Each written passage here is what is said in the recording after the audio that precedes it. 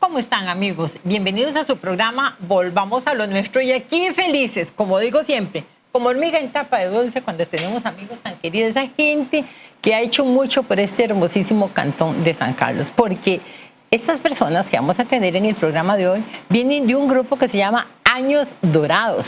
¿Y qué son Años Dorados? Los mejores años de la vida. Allí en Aguasarcas ellos trabajan como un grupo muy lindo, ya nos irán contando, tienen 8 años de existir, pero lo bonito es que, no sé si a ustedes les ha pasado esa experiencia, si han tenido un pariente, un abuelito, o el papá, o ustedes mismos, que cuando uno llega y se encuentra con toda esta gente que tiene toda esa experiencia y todas esas vivencias, es una sabrosura, ¿verdad? Porque ahí uno aprende de las comidas de antes, de cómo se vivía antes, cómo se soñaba, qué era lo que se quería hacer, y muy importante, qué es lo que quiere hacer ahora la gente que está en los años dorados. Y aquí tenemos a doña María Isabel Ulate Jiménez, la tengo aquí a la derecha, que ahorita la vamos a poner, porque primero las damas, ¿verdad? Después dejamos a don Rigo, pero vamos a presentar también a don Rigo. Don Rigoberto Brenes Pérez. Y yo le digo a don Rigo, porque ahorita entró el chino, uno de nuestros compañeros, dice, mire don Rigo, el carnicero del pueblo. Que es hermosísimo cuando uno dice, y de toda la vida, todas las cosas que nos tiene que contar. En fin, estamos aquí felices, contentos. Este grupo va a cumplir otro aniversario y están de fiesta, siempre están de fiesta. Yo creo que ustedes siempre están de fiesta. Tienen cara, ¿verdad? Estar de fiesta. Sí, bueno, desde que los vi aquí venían en una pura algarabía, ¿verdad? Ahí desde... Pasamos alegre. Eso, es por eso, es que hay que alegrarse. Vamos a ver, doña María Isabel, aquí nos gusta vinear la vida de la gente, ¿verdad? Porque sí, el grupo hacen eso, pero esa gente que lo constituye, ¿quiénes son? Doña María Isabel Ulate Jiménez. Dice usted que nació en San Carlos, pero pequeñita la llevaron para Atenas. Sí, yo nací en el 46 acá en Ciudad Quesada, pero resulta que para la revolución del 48 fue una época difícil. Yo tenía 2 años en ese tiempo y entonces mis padres tuvieron que salir e irse para Atenas, que es donde vivía mi familia por parte de mi mamá. Nos fuimos a vivir allá y allá crecí en un lugar llamado Balsa de Atenas, un lugar algo distante de Atenas, muy campestre. Y ahí crecí hasta unos 10 o 12 años. Luego de ahí, pues tuvimos que salir también y nos fuimos a vivir por allá en San José unos años. Y luego fuimos a parar a Limón, donde vivía mi papá, que había trabajado en la bananera, y él terminó el trabajo en la bananera, lo liquidaron y entonces él compró un terrenito por ahí en los alrededores del Valle de la Estrella, donde nosotros luego vivimos. Pero en ese tiempo nos fuimos a la finquita de mi papá, un terrenito ahí. Y ahí, luego, después de eso, bueno, ya yo tenía 15 años y luego un poco más, y ya mi familia ya se vinieron de allá, pero yo me quedé con mi papá allá en la finquita, y ahí conocí a mi esposo, que duramos casados 54 años y él murió hace 3 meses. Ya entonces yo me quedé solita, pero con una experiencia linda de haber compartido 54 años con él. Fue maravilloso. Y así, así estoy aquí. En este momento no sé qué más me van a preguntar. Le voy a decir varias cosas, vamos a ver. Dice usted, bueno, vinieron y estuvieron un tiempo, que vivió en Balsa de Atenas.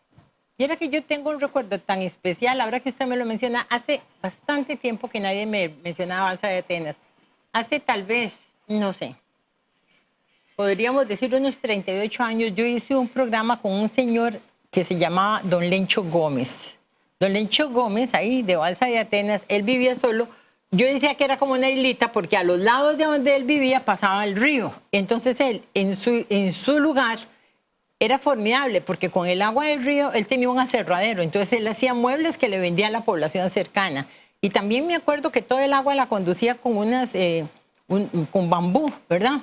Y el agua entonces la traía y ahí le servía para lavar y le servía para la cocina y de todo. Y don Lencho Gómez era como un personaje en aquel... ¿Usted se recuerda de él? Sí, yo me acuerdo de don Lencho Gómez. En realidad, son, son recuerdos lejanos porque hace muchos años de eso ya, pero sí me acuerdo de don Lencho Gómez.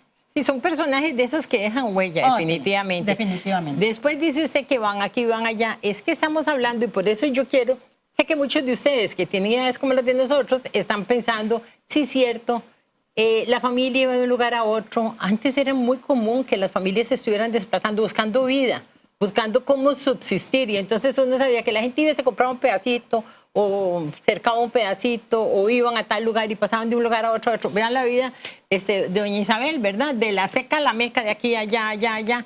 Y ustedes, básicamente, su papá era agricultor. Sí, mi papá, él sembraba maíz y cosas así y él con eso, él vendía las cosechas y eso era para subsistir. ¿Cuántos hermanos eran? Ok, nosotros, bueno, en esos tiempos, estamos hablando de hace 60 años o 70 años, y en esos tiempos las familias eran muy grandes. Mi familia fue de 15 hijos, 15 hermanos. Unos murieron pequeñitos y otros, todavía te quedamos algunos vivos, pero sí fue una familia de 15 hermanos. Muy bien, bueno, ya averiguamos, así eso parece como la OIJ, ¿verdad? Porque yo quiero que ustedes conozcan a nuestros invitados. Ahora ya todo el mundo sabe quién es doña María Isabel Ulate, ¿verdad? Cuando la vean, cuando vean que está trabajando tan bonito ahí dentro de ese grupo. Y además esa mujer que con esa...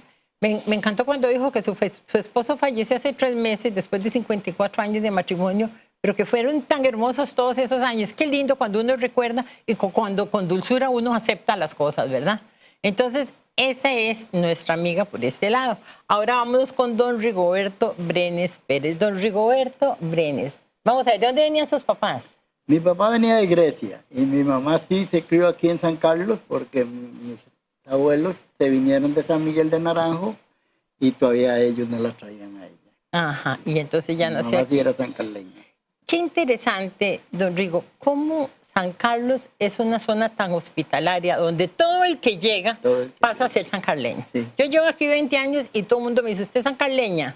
Y los que saben que no nací ni crecí aquí, sí me dicen, usted es sancarleña, porque la sentimos como sancarleña, porque es un lugar hospitalario. O sea, aquí más bien los que vamos llegando, vamos trayéndonos a los demás y dándole la bienvenida. Así que sus abuelos que vienen de San Miguel de Naranjo y de Grecia, pasan a ser sancarleños. Pasan a ser sancarleños. Ya su mamá nace aquí. Sí. ¿En dónde? En Venecia. En Venecia. Sí. ¿Vivieron mucho tiempo en Venecia ustedes? Sí, mi abuelo vivió en Venecia como unos 40 años. Después se pasó a Guasarcas y ahí terminó. Ajá. Y su abuelita también vivió toda la vida ahí. Ella, en Venecia. Y vamos a ver, nace ahí su mamá y crece ahí su mamá, y su mamá se casa con un sancarleño. No, mi mamá se casó con un greciano. Mi papá era de Grecia porque en Río Cuarto había una tía mía, una hermana de él que tenía finca en Río Cuarto y él se vino con ella muy joven para Río Cuarto. Y de ahí conoció a mi mamá y se casó y ya se quedó en San Carlos. Y qué enredo, don Rigo, ¿verdad? Ahora que el Río Cuarto ya no es de Grecia, ¿cómo decir uno? ¿Cómo decir que es de Grecia? Es de Grecia, ¿verdad? Pero Sí. bueno, eso es lo bueno como van cambiando, ¿verdad? Eso es lo bueno del país. Digamos, un país como este, con la democracia que presenta, ha tenido esa facultad de hospedar y también de hacer pueblos. Porque lo menos lo vemos, digamos, aunque Río Cuarto nunca ha sido sancarleño, pero es casi un poco como sancarleño. es un poco sancarleño. Sí. Sí, porque hay que ver que, digamos, que los venecianos, muchos han comprado terrenos en Río Cuarto, ¿verdad? Sí. Ahí está don Juan Luis, digamos, don Juan Luis Mora, Peralta, y don Juan Luis Mora es un veneciano, muy veneciano, pero está metido en Río Cuarto. Entonces, no podemos dejar de decir que es un poco... ¿Qué se llaman? ¿Río Cuarteños? Río Cuarteños. Sí, sí, yo tengo una finquita allá en Río Cuarto también. Ah, y dígame, ¿cuánto es su finquita? Ah, no, es pequeñita, son 8 hectáreas. Imagínese, pequeñita, y cuando Emeterio decía que tenía una fincota de 200 metros cuadrados. 8 hectáreas, ¿y a qué la dedica? Ahora está dedicada a la ganadería, porque yo me dedicaba a la agricultura, pero como toda la vida trabajé en carnicería, a mí me gustó mucho la agricultura por las raíces de agricultor que yo traigo. Pero ya involucrado en otros negocios, que fue el que me dejó de herencia a mi papá, se me hacía muy difícil. Hace más o menos 10 años o 11 años se me enfermó la doña. Entonces yo agarré todo y me deshice para cuidar a la doña. Para dedicarse a ella. Sí, porque a ella le dio una enfermedad y ya me la dieron incurable, entonces yo tuve que dedicarme a cuidarla a ella, porque ella era muy delicadita, y entonces yo dije, no, yo no la voy a hacer sufrir más. Si la hice sufrir en la juventud, pues no la voy a hacer sufrir en la enfermedad. Y le alquilé la finca a un señor para que la dedicara a ganado, él tiene una a la par. Y yo me dediqué a cuidar a la doña, alquilé las carnicerías y colorín colorado. ¿Y cuando su señora ya no estuvo, ya no está? Sí, ya no está. Entonces usted ya regresó otra vez a su finca, ¿no? Ya no volví a trabajar. Ya no volvió a trabajar. Es que qué pereza trabajar, Se me murieron dos hijos, sí. Se me murieron 2 hijos en esa misma época. Y me quedó, bueno, un hijo que tengo con especial y otro que sí trabaja por su cuenta, ya tiene su familia. Y entonces yo, con lo que tengo, he vivido 10 años, ¿por qué no voy a seguir viviendo sin necesidad de trabajar? Y ya estaba metido en los 70 y ya no, ya. Sí. Vea, cuando yo luego sé que pereza trabajar, todos nosotros hemos sido muy trabajadores. Estoy segura que todos venimos de una generación muy trabajadora, nos enseñaron a trabajar y además nos gustó trabajar. Ok, pero también yo no digo solo por eso, sino ya llegamos a unas edades en que ya nosotros merecemos descansar. Ya no debemos de estar con un horario que nos persiga el reloj, que andamos en carrera. No, ya no tenemos patrón, ya no tenemos horario, ya no tenemos obligaciones, si es que hemos tenido una vida más o menos equilibrada. Y bueno, como usted dice, pues a la postre se le mueren sus 2 hijos ya grandes, y tiene ese hijo especial, todavía tiene un hijo que es seguro con el que usted más disfruta. Sí. ¿Cuántos nietos tiene? Nietos, viera qué poquitica, la familia se me hizo poquitica. Sí hay 9, porque uno se murió muy temprano, dejó 2 hijos, el otro apenas dejó 1 y 3 que hay en la casa, 3 que hay con mi hijo. Pero son suficientes, bastante. Sí, y ahora ahí han estado habiendo bisnietos y entonces ya la cosa sigue. El abuelo está feliz. Oiga, nos quedamos en la parte, es muy lindo eso. Ahora quiero devolverme un poquito a la parte de carnicería. Yo recuerdo, allá en San José, por la Castellana, había una carnicería que era la más famosa y siempre y es que ese es mi recuerdo de aquella época, era un árbol cortado, ¿verdad? Y entonces ahí con un hacha, y llegaban y le envolvían a uno en hojas de plátano y un poco de papel periódico y dejarle para la casa, ¿verdad? Sí. Que así eran las carnicerías, lo más comunes y corrientes. Su abuelo era carnicero. Mi papá. Su papá era carnicero. Usted aprendió de su papá. Yo aprendí de mi papá. ¿Y a dónde trabaja su papá? Ahí, como carnicero, ahí en Venecia. Trabajó en Venecia muchos años, después se trasladó a Aguasarcas y ahí terminó en Aguasarcas. Ok, ¿y usted le encantaba eso? Sí, porque yo desde chiquillo andaba atrás de él, tanto manejando el ganado que se mataba y como ayudándole a él. Y entonces eso fue lo que aprendí más a hacer. Después fui aprendiendo otros oficios, pero lo que más trabajé fue carnicería. Y dice usted que siendo pequeño, su mamá ayudaba a su papá en la carnicería, entonces mientras trabajaban con aquel sistema que yo le digo, usted lo ponían ahí escondidito. Escondido, sí. Mientras ellos trabajaban. Pero vea, don Rigo, y seguro doña Isabel también recuerda eso. Antes, no es como ahora que llega uno y en cualquier lado tiene carne de cualquier forma, sino que antes había que matar, si se mataba un animal, había que venderlo de una vez. Y era como que cuando decían, van a matar una vaca, o hay en la carnicería tal cosa, todo el mundo sabía. Había un día a la semana o algo así que específicamente... Sí, mi papá siempre trabajaba un día, estuvo trabajando un día, cuando se vino para Aguasarcas, ahí se trabajaban 2 días. Y la gente, mucha gente, entonces encargaba la carne del 10 días antes. Entonces mi papá se levantaba entre las 2 de la mañana o la 1 de la mañana, nos veníamos, matábamos la res, la llevábamos a la carnicería y ahí comenzábamos a hacer los encargos, a repartir para uno y para el otro. Hay muchos señores que yo todavía los recuerdo, estando yo muy chiquillo, que mi papá me decía, o sea, póngale nombre, es para fulano, póngale nombre porque es para sutano. Y ya tal vez a las 10 lo que quedaba se vendía. Después ya pasamos a matar 2 veces porque ya no alcanzaba con una, entonces matábamos sábado y miércoles. Y así tuvo tamaño tiempo trabajando y se hacían los embutidos ahí mismo. Ajá. Se trabajaba con embutidos, se mataba cerdo y se trabajaba con embutidos. Y yo aprendí todo eso. Yo chiquillo me tocaba que ayudarle, entonces yo aprendí toda la gama de trabajo haciendo embutidos, aprendí a desarmar y a destazar la res. Y después ya él ya estaba a tamaño un poco mayor y entonces ya un día me dijo que él se iba a quitar de la carnicería, que si yo quería seguirla, ya estaba yo casado. Y entonces yo seguí y trabajé muchos, 40 años trabajé. Usted siguió lo de su padre, lo sumó usted otros Sí. 40. Habla usted de los embutidos. Yo recuerdo que mi papá, ya siendo un adulto mayor, fue a unas clases en la Universidad de Costa Rica que les daban durante 3 meses sobre algunos temas y uno de ellos era embutidos. Y desde que mi papá fue ahí y nos enseñó cómo se hacían los embutidos, yo nunca más volví a comer embutidos, ¿verdad?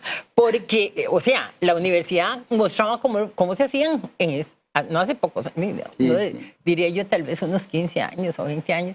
Y era que los desperdicios que se usaban y además la cantidad de hielo que le ponían y al final los embutidos eran una cosa pavorosa, o son, no sé cómo será el asunto. Sí, porque No, yo un embutido no me lo como. a lo menos yo hice también algunos cursos. Técnicamente, el embutido uno no le sabe a como le sabe el artesanal. Ujú. Y nosotros inclusive embutíamos en la misma la tripa de la red. Ujú. Esa era la que se usaba para hacer el embutido. Para hacer el embutido de cerdo, para hacer el chorizo que llamamos, se usaba la tripa de cerdo. Ujú. Y eso pues se limpiaba bien desde el día antes y se dejaba o en carbonato, en agua de limón, todo eso que usted quiera saber se hacía, pero sigue siendo el intestino, sigue siendo la parte más mala del cerdo. Ajá, ajá. Teníamos como meta pues, ser bien aseados, pero imagínese usted en esos tiempos artesanalmente, donde como usted lo dijo antes, había que sacar el agua con un balde de una quebrada o ir a traerla a 10 metros donde llegaba el agua. Eso nosotros lo vivimos mucho tiempo. Pero la gente siempre tenía la sabiduría de los embutidos, cocinar lo suficientes y en aquella Sí. época artesanal realmente se aprovechaba buena parte del cerdo o del res. Sí, claro. Sí, a lo menos nosotros trabajamos el cerdo casi solo las postas de cuarto y lo que llamamos chuleta. Lo demás era para embutir, porque aparte de que se vendía mucho, Ujú. entonces se aprovechaba vendiendo la carne de cerdo en embutido. Ok. Y el cerdo era barato. Y yo recuerdo que mi papá hacía embutidos los jueves y no le alcanzaba para el fin de semana, que era la otra res. Y así nosotros nos criamos trabajando el embutido ahumado. Ujú. Ese embutido se sacaba, se metía a un juego, así que ya estaba bien morenito, se sacaba, se echaba en agua caliente, se cocinaba bien cocinado, que uno lo puede comer crudo. Claro, Así lo puede comer. por eso al decir usted artesanal era realmente un embutido y con buena carne. Pero con los tiempos, una cosa pavorosa. Y hoy por hoy, pues hay que tener ánimo y saber muy bien qué es lo que uno está comiendo. Pero hablando de comida, metamos entonces a doña Isabel aquí. Porque Sí. doña Isabel, ya que es de esos tiempos también, me imagino que también usted recuerda muchos de los platos y muchas de las cosas que se hacían con los productos de las carnicerías de aquel entonces. Porque antes era normal preparar el hígado, ¿verdad? El mondongo, no sé, los riñones, me acuerdo que los sesos, mi mamá los preparaba riquísimos, pero bueno. ¿Qué hacían ustedes normalmente? ¿En donde ustedes estaban tenían acceso a una carnicería? No, por cierto, mi abuelo también era carnicero, pero mi abuelo vivía en Atenas. Y de Atenas a Balsa, donde nosotros vivíamos, era largo. Nosotros vivíamos en una finca que era de mi abuelo y él tenía ganado ahí. Entonces, era una finca muy quebrada y de vez en cuando una vaca se caía por la peña y se quebraba toda, entonces había que matarla. Y entonces, cuando se quebraba una vaca, entonces lo que hacíamos era llamar a un señor que se encargaba de cazar a ese animal y repartirlo a las personas. A nosotros nos dejaban una parte ahí y luego esa vaca se hacía nada, ¿verdad? Toda la repartían hasta que no quedara nada. Y la forma de procesar esa carne era, entonces la cortábamos en tiras, era como unas tiras, y entonces eso se salaba muy salado y se ponía al sol. Lo poníamos al sol como por 8 días, a solear y a solear todos los días esa carne. Me acuerdo que nosotros hasta que nos poníamos negros de cuidar esa carne porque los sopilotes se robaban los pedazos de carne, entonces alguno de los chiquillos tenía que estar ahí cuidando la carne. Luego, cuando ya esa carne estaba muy seca, entonces la guardaban en sacos de manta, que en esos tiempos existían los sacos de manta, que venían con harina y azúcar y esas cosas. Entonces, se guardaban en sacos de manta y esa carne se conservaba por mucho tiempo hasta que se despeñara otra vaca, porque no teníamos acceso a la carnicería, era muy lejos, la carnicería no podíamos ir. Ustedes pidiendo que se despeñara una vaca. Sí, era la única forma de comer. Había veces sí. Nos quedaba, no quedaba carne, ya no había carne y no había hasta que se despeñara una vaca.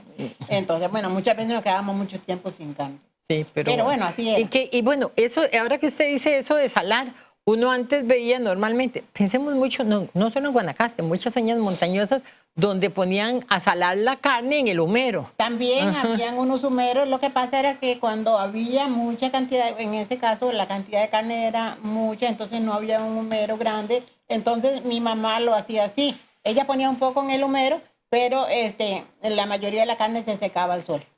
Muy bien, bueno, vean cómo se vivía antes. ¿Cómo se vivía antes? Y se vendía todo, ¿verdad, don Rigo? Yo me voy a llevar todo el programa hablando de carne, pero es que me parece fascinante.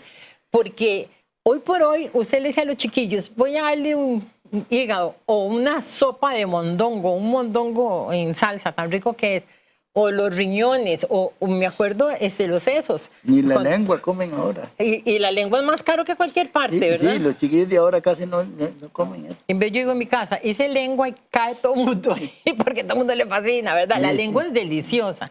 Pero una de las cosas que sí, digamos, me llama la atención, la lengua es carísima, ¿verdad? Creo que está como 8,000 colones el kilo, eso es muy... Pero bueno, entonces la gente prefiere comprar otras carnes, claro, que son muy pocas.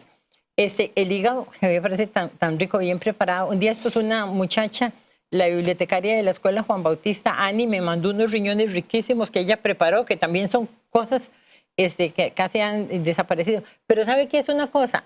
Los sesos. Los sesos ahora como ahora se matan en mataderos, ahora los sesos no los traen a la carnicería. Antes era que como uno hacía todo el trabajo, entonces uno los sacaba y la gente los peleaba, los encargaba. Había gente que tenía un mes de estar esperando que le dejaran unos sesos. Lo mismo era el hígado, el mondongo, los riñones, todas las vísceras era casi por encargo. Sí. Porque como una res tiene solo una víscera, claro. Entonces era muy poco. Era casi todo por encargo. Y uno recuerda, digamos, la gente donde llegaba y le decía a mi papá se llamaba Nicasio Brenes.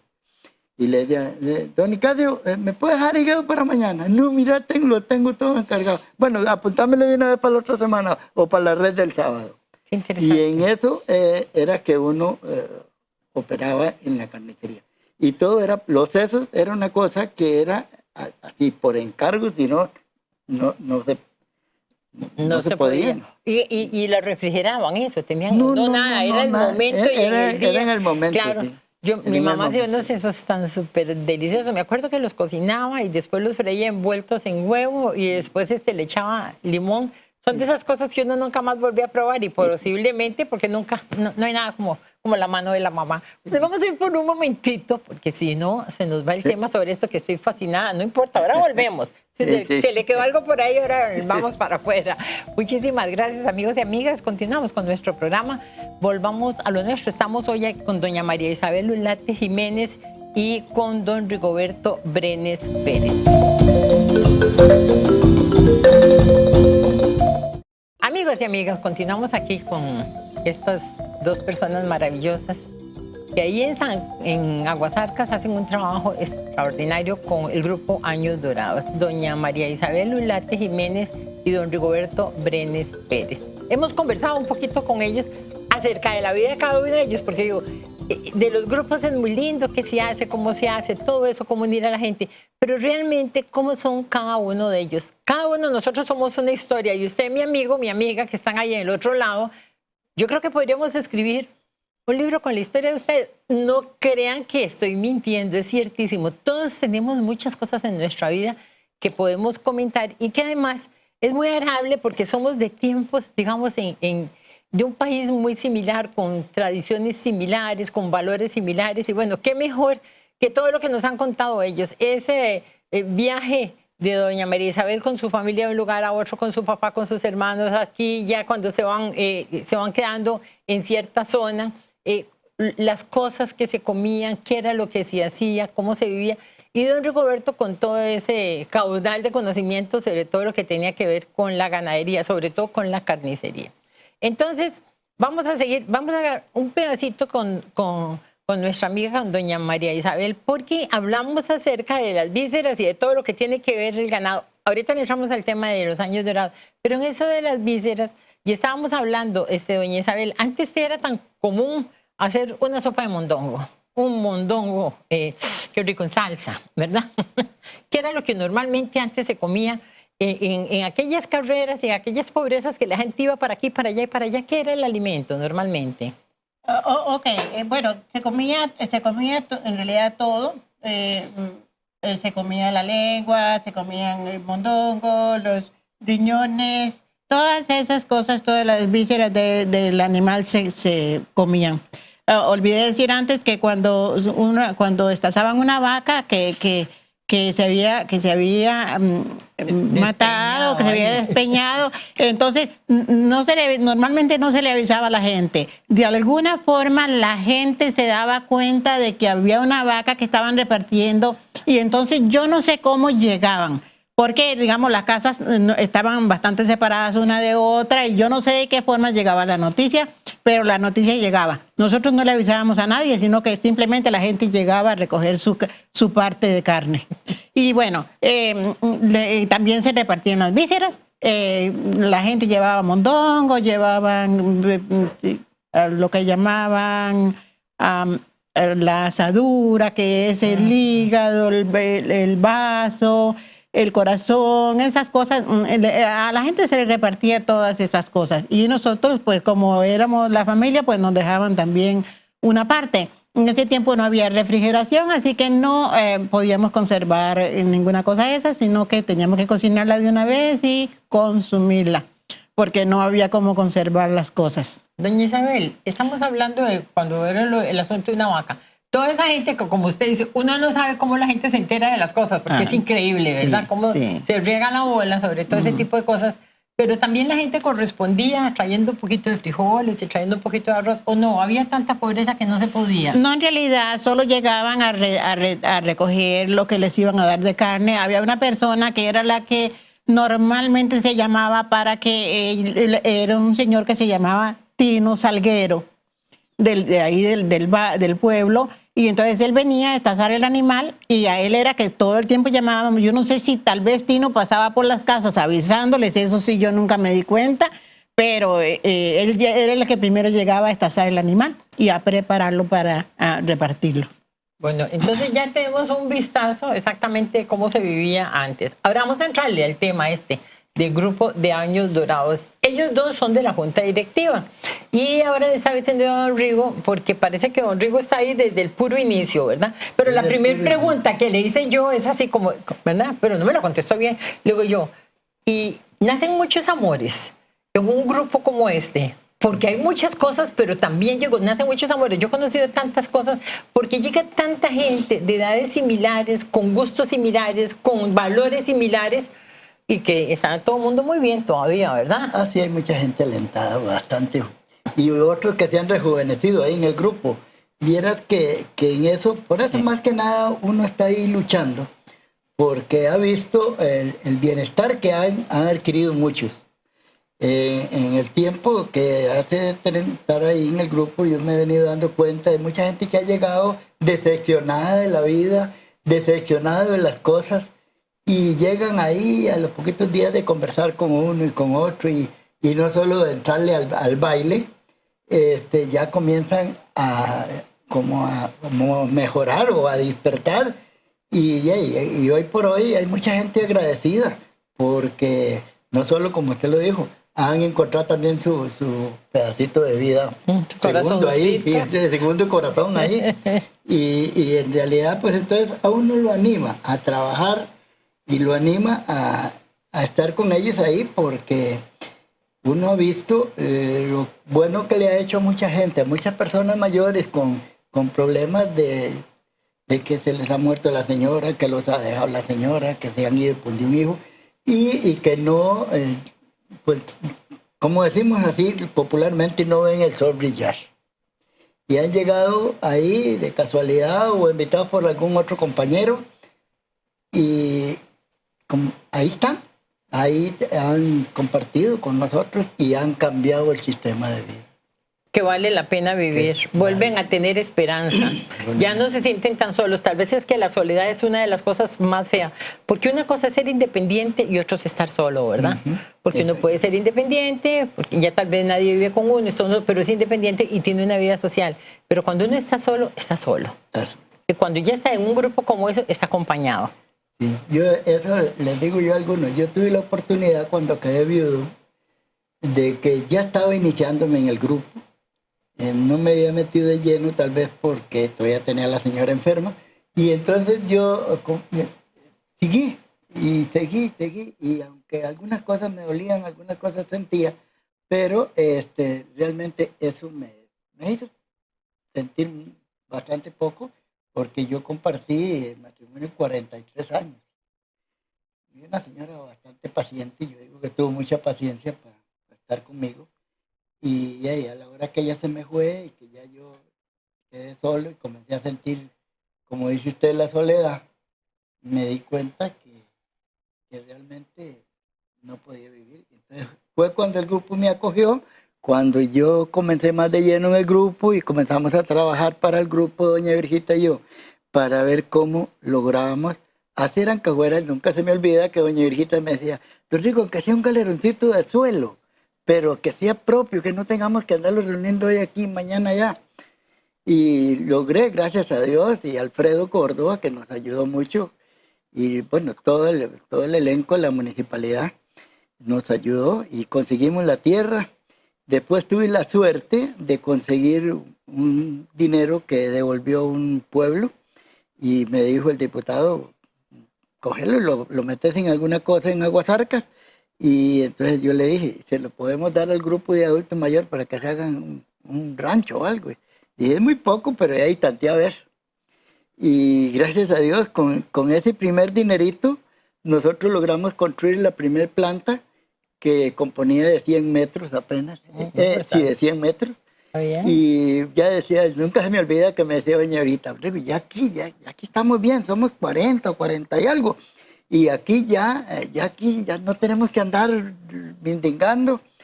Y a sacrificio como pudimos lo fuimos amueblando, y la municipalidad nos ayudó con un poco de muebles y logramos sentarnos ahí. Pero lo que menos imaginábamos, los que en ese momento éramos dirigentes, era que eso iba a coger así, de un solo tiro. Cuando nos dimos cuenta, a los pocos meses, no nos cabían en aquella área. Y entonces ya comenzamos a luchar por hacerle un anedido más. Le anidimos 80 metros más. Y ya, bueno, y ahora sí, ya ahora tenemos más campo y todo el mundo contento. Pero siguió multiplicándose día con día, gracias a Dios. Siguió multiplicándose de una manera que hoy por hoy somos 214. ¡Oh, Dios mío! Y hemos logrado pues ir sosteniendo ahí a brincos y asaltos, y con lo poco que uno sabe y con los compañeros al frente, hemos logrado hacer un grupo bastante decente, bastante unido, con bastantes ventajas para estar en grupos. Porque sí, lo primero que nosotros pensamos, gracias a Dios, fue en hacer una asociación.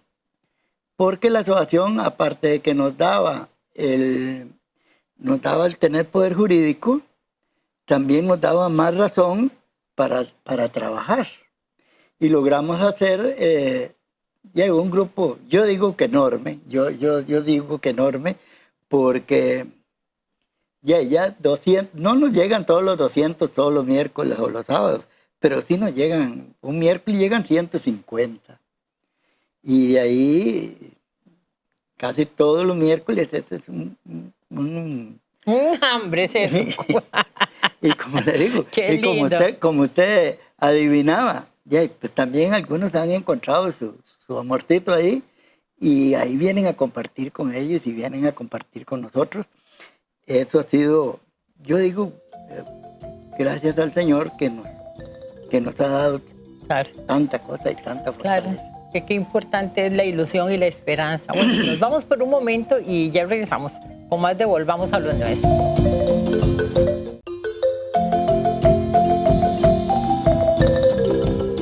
Amigos y amigas, continuamos aquí con nuestro programa Volvamos a lo Nuestro. Estamos con doña María Isabel Ulate Jiménez y con don Rigoberto Brenes Pérez del grupo Años Dorado, que se inició hace más de 10 años con un grupo de gente y ya lo formalizaron a partir de hace 10 años y hace 8 años está doña María Isabel Ulate. Yo le quería preguntar a usted, casi como de mujer a mujer, cuando pasan los años, uno dice, ¿cómo pasaron tantos años? Dice William Jara, un poeta que tenemos aquí, que cada año es como un suspiro. Un suspiro, se fue un año y entonces pasan los años y resulta que, ¿por qué no se da uno cuenta que pasan los años? Porque uno sigue siendo la misma persona. Su manera de ser, su manera de ver la vida, su alegría, aunque a veces uno tiene algunas situaciones que le quitan un poco la alegría, pero uno sigue siendo el mismo. Y entonces, como quien dice, pues de ahí, uno va cambiando exteriormente, pero adentro siempre está la ilusión y está la manera de ser. Entonces, yo quiero preguntarle a usted si ese grupo, que sé que es un grupo bastante grande, en general la gente tiene una participación así, guardando esa parte como de juvenil, de alegría, de esa juventud que uno la trae internamente. En realidad, yo les voy a contar en este momento, primero mi experiencia. Cuando yo entré al grupo, yo creo que yo era más vieja que ahora. Porque yo, desde que entré al grupo, yo me sentí tan bien ahí y en realidad como todos somos de una misma edad, todos somos de uno, pues, contemporáneos, todos me han motivado a que yo me sienta mejor. Y entonces yo creo que yo físicamente sí era más vieja que ahora. Ahora yo me arreglo más, tengo esa motivación para arreglarme, para sentirme bonita. Y entonces eso me ha hecho, pues, yo no sé, de los compañeros que se acuerdan, que en realidad yo sí me veía más vieja cuando entré al grupo que ahora.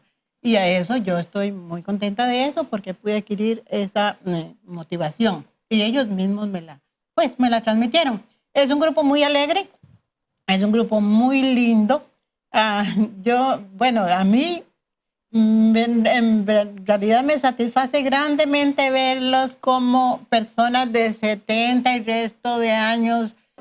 Actúan como jóvenes, ellos bailan y pueden bailar 4 horas y están pidiendo más, pidiéndole al muchacho de la música, una más, porque ellos no están contentos, quieren todavía otra más, después tal vez de 3 o 4 horas, bueno, no, lo normal son 2 horas, pero a veces hacemos bailes especiales que duran hasta 4 horas.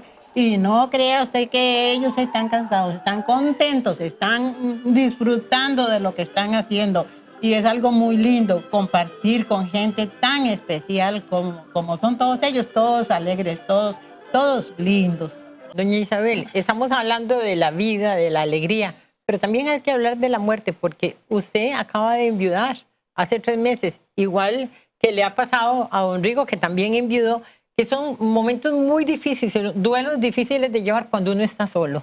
Pero tal vez cuando uno tiene la compañía y hay gente que lo apoya, eso se hace más fácil, pasar ese duelo. Totalmente. En realidad, yo lo acabo de experimentar y pues mi marido partió y yo le doy gracias a Dios que yo pues pude cuidarlo y todo con amor, con cariño, todo hice todo lo que pude para cuidarlo en su enfermedad, lo cuidé por año y medio, que él tenía pues una enfermedad terminal y bueno, ya él partió, pero en realidad a mí el grupo en realidad me ayudó muchísimo para yo poder sobrellevar todo eso pues con mucha más facilidad, porque yo estaba motivada por el grupo y por todos se preocupaban por mí, me preguntaban y después de que él falleció, pues también todos fueron muy cariñosos conmigo y, y me motivaron a seguir adelante, en realidad, y ya pues yo he seguido adelante, ya yo pienso que él descansó ya porque él estaba muy enfermito ya, y entonces pues ha sido lo mejor de que el Señor ya lo descansara para que él ya no sufriera más en esta vida. Y bueno, yo sigo adelante porque yo todavía tengo vida y el grupo cada día me motiva Claro. a seguir adelante con ellos. Yo creo que tendrían que echarme de ahí porque yo creo que yo nunca saldría de ahí. Qué lindo. No. Usted haría como ese de Pedro Picapiedra, que dicen que a Dino lo echan por la puerta y se mete por la Sí, ventana. yo creo que yo me meto por la ventana. Sí, definitivamente. Sí. Y lo mismo aplicado a usted, don Rigo, porque usted también enviudó en sus primeros tiempos de estar ahí y de ahí también renació. Porque cuando uno, no solo cuando uno está ocupado haciendo, cuando uno está rodeado de amor, de comprensión, de cariño, eso lo hace renacer a uno. Usted Definitivamente. se siente también más joven. Se siente más joven y en realidad pues sigue con ganas de trabajar, como dice uno, o por lo menos estar al frente de las cosas. Porque cuando uno está solo, cuando uno está, lo que piensa es en las enfermedades, principalmente uno ya metido en años que todo lo ataca, entonces en realidad eso viene a darle a uno una más, un empuje más. Definitivo. Y qué bonito, ¿verdad? Qué bonito estar compartiendo con doña Isabel y con don Rigoberto esa experiencia. Quienes tenemos años como ellos sabemos de qué estamos hablando. ¿Por qué? Porque estamos hablando de que la piel se arruga, pero el corazón no. Y el sentimiento, al contrario, entre más años pasan, más jóvenes nos volvemos, porque esa experiencia de la alegría, entre más alegría, más felicidad, más cosas nos hacen ser más felices. Y eso es lo que hemos reflejado. Así que bonito que exista un grupo como este, Años Dorados, donde se reúnen 214 personas, de las que pueden coincidir 150 o 100, pero siempre están coincidiendo porque todas viven cerca, donde siempre hay un apoyo. Una cosa pasa y todo el mundo corre, otra también. Y así es como una familia, que también habrá, como dicen, sus desavenencias. Sí, exactamente, como una familia. Y en realidad sí hemos tenido la certeza que lo que se nos ha atravesado, como decimos nosotros los campesinos, lo alineamos rapidito para que no se descomponga el camino. ¿Quién sabe cómo será en el futuro esos grupos de Años Dorados dentro de 50, 60 años? Porque nosotros somos personas que hemos sido criados con principios y valores y, como usted dice, determinaciones. Lo que no sirve se corta, desaparece o se enfrenta. Pero a veces uno piensa que las generaciones que se van criando sin valores, ¿cómo va a ser el futuro? Bueno, no importa. Disfrutemos ahora, ¿va? Que es lo importante. Voy a hacerte un comentario así chiquitito de una experiencia que he vivido yo ahí en el grupo, porque nosotros hemos tenido la oportunidad de compartir con mucha gente joven, que son estas personas que tienen que hacer días de servicio social. De servicios sociales. Y nos han llegado mucha gente joven, muy joven, y desde muy principio comenzamos nosotros con ese sistema. Y hemos compartido con mucha gente y las mismas muchachas, los mismos muchachos, ellos han demostrado que esto tiene que seguir y que estos muchachos de hoy tienen que aprender y tienen que seguir con algo para tener una buena vejez. Porque si nos encerramos, hay unas muchachas ahí que han llegado con programas de vida social y nos han dicho eso. Si nos encerramos, terminamos muy rápido. Pero sí nos abrimos a la comunidad, a los compañeros. Y estos grupos tienen la ventaja que enseñan a compartir, que enseñan a la persona a servir más a la comunidad, porque ahí se comparte con mucha gente y se aprende muchas cosas, así como digo yo, de anedeu. No porque la estemos dando ahí, sino porque al conversar yo con usted y al conversar con doña Marisa, yo saco alguna ventaja de ahí. Todos aprendemos. Y entonces ese aprendizaje, yo sí lo llevo, lo transmito en mi pueblo, entonces da más valor. No terminaríamos de hablar acerca de este tema porque de repente uno piensa en toda esa experiencia que tiene la gente a medida que pasan los años para contar historias, para inculcar valores, para contar cuentos, porque, y eso ya no lo podemos tocar porque ya se nos acabó el tiempo, pero es que al fin y al cabo yo siempre he dicho que los abuelos somos los depositarios de los valores, porque los hijos están muy ocupados en muchas cosas, entonces los nietos están muy cerca de nosotros somos los depositarios y quienes tenemos que inculcarle valores a los nietos, ya una generación dorada, maravillosa, y muchísimas gracias por haber estado con nosotros aquí esta mañana. Con mucho gusto, la verdad que las gracias tenemos que dártela a nosotros, en primer lugar porque pues estamos dando a conocer el programa, y en segundo lugar porque en realidad pues aquí también aprende uno y expresa y hace amistades. Definitivo. Y ahora sí, ¿verdad? Nada de pánico escénico. Me imagino que ahora sí vendré otra vez a un programa rápidamente. ¿Cómo lo sintió, doña Isabel? No, muy bien. Es que está uno como en familia, ¿verdad? Entonces no se da cuenta de lo que está pasando. En realidad a mí se me olvidaba que me estaban grabando. Entonces el pánico escénico no fue muy terrible. Sí. Muchísimas gracias. Y bueno, no crean, y el pánico desaparecerá también cuando nos comamos todas las cosas ricas que trajeron ellos, el cafecito con pudines y cosas hechas por las señoras y los señores de Años Dorados. Amigos y amigas, muchísimas gracias por haber estado con nosotros en este programa de Volvamos a lo Nuestro. Ya saben, la próxima semana en alguna otra parte de nuestro hermoso territorio nacional.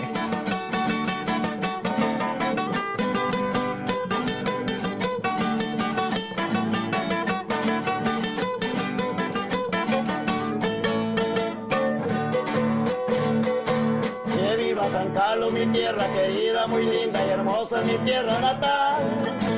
Vivo en la trinchera, allá en mi parcela.